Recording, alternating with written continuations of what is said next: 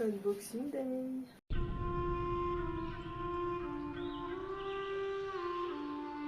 Cette vidéo là j'ai tellement traîné à la faire, j'ai dû l'acheter avant l'hiver dernier, sachant qu'on est au mois de mai. Bref, comme ça moi je les aurais bien testés et je pourrais vraiment vous en parler. Tout est parti à la base d'un Reels que j'ai trouvé sur Instagram qui m'a montré des bottes transparentes. J'ai vu que c'était des Hugs, j'ai dit à mon chéri, top délire, si tu les trouves je les achète. Il les a trouvés, en fin de série, 3 fois moins cher. Let's go!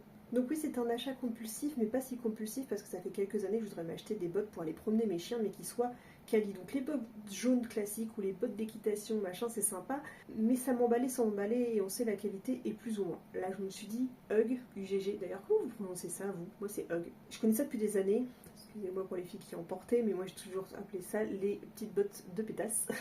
Donc j'ai craqué, je l'ai reçu et il y avait encore mieux que ce que je pensais dedans. Je pensais recevoir que les bottes, donc moi je les ai reçues là-dedans, bien protégées et tout. Et en fait j'ai eu la surprise de voir que j'avais tout reçu.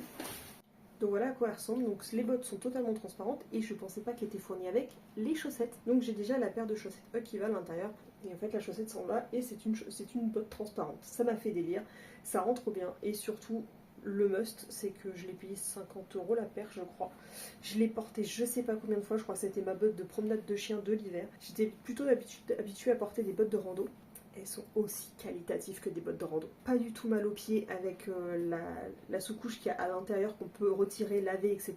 Les chaussettes sont super quali, elles tiennent super chaud aux pieds. Le plastique ne s'est jamais percé, perforé, abîmé, craquelé. Les semelles sont d'une épaisseur et ont des vraies marques en dessous, ça fait des crampons. Genre, je croche bien au sol, je ne glisse pas, je ne tombe pas, malgré que j'étais dans la boue, dans la flotte et tout. Je peux vraiment faire ma balade avec mes chiens à 100% sans m'en soucier. L'avantage des chaussettes, c'est qu'en plus, contrairement à beaucoup de bottes que je voulais acheter de base, c'est que s'il y a des éclaboussures, elles vont venir tanker dans la chaussette et pas venir tomber au fond de ton pied qui va être complètement trempé. Par contre, le truc un petit peu moins glamour, c'est que comme tu as chaud des pieds, ça fait de la condensation là-dedans, donc tu vois un petit peu de condensation dans la botte.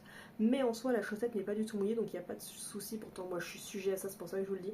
J'ai pas de souci de problème de champignons aux pieds, de quoi que ce soit. Ça respire, c'est trop bien. Acheter et adopter. Le seul truc que j'aimerais bien retrouver, je veux racheter d'autres chaussettes, des chaussettes Hug toutes seules, j'en trouve pas du tout. Si vous avez des bons plans, n'hésitez pas à me dire.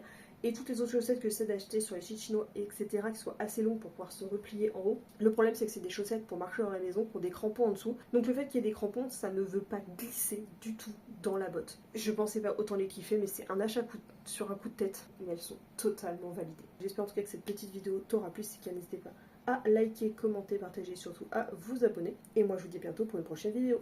Bye!